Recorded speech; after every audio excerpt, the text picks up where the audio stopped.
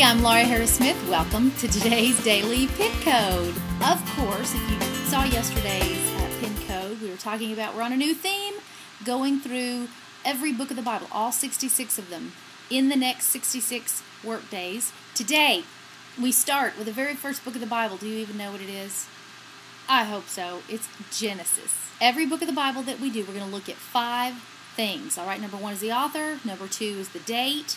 Number 3 is the purpose of the book. Number 4 are key verses. And number 5 is going to be some kind of practical application for your life. Author. Traditionally, the book of Genesis is thought to have been written by Moses. We don't know for sure.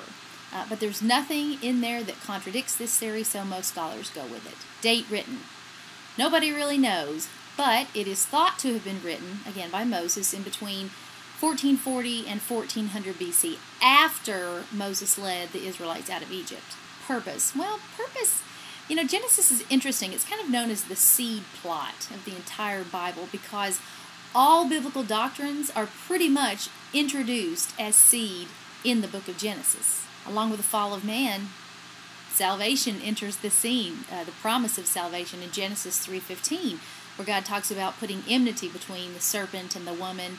And I love the way the CEV puts it. It says, "You and this woman will hate each other. Your descendants and hers will always be enemies. One of hers," this is talking about Jesus, we believe, "one of hers will strike you on the head, and you will strike him on the heel." Many life questions are answered in Genesis. Where did I come from? You read the creation story. Why am I here? To subdue the earth, to be a representative of God in this land. Where am I going? I mean, you can't read the story of Abram and Genesis 15:5. He takes Abram out on the stars. It says, "Then the Lord took Abram outside and said, 'Look at the sky and see if you can count the stars. That's how many descendants you will have.'" One of those stars is you. Key verses, well, we've already gone over several of them, but one of the others that just is my favorite, many of favorites in the Joseph story, is Genesis 50:20. It says, "You intended to harm me, but God intended it for good, to accomplish what is now being done, the saving of many lives." There you go. Silver lining theory traced back to the Bible. Practical application, well, if God created the heavens and the earth, the whole universe, in 6 days, I'd say he can handle the details of your life.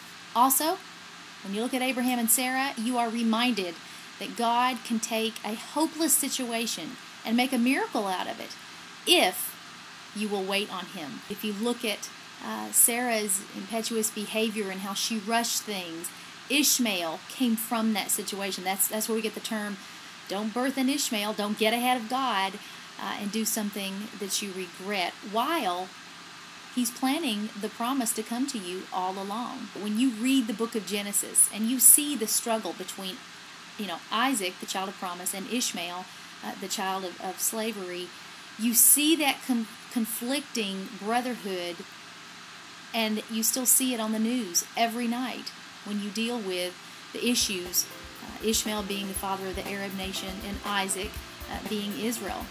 It's on your TV set every night in the news still. Those two brothers are fighting. Message being, wait for God's best. So there you have it. We're done with our first book, Genesis. And of course, I'd like to give a shout out to my Genesis. Hi, honey. And that's it. Join us next time for the book of Exodus. That is an interesting book if you are on a journey.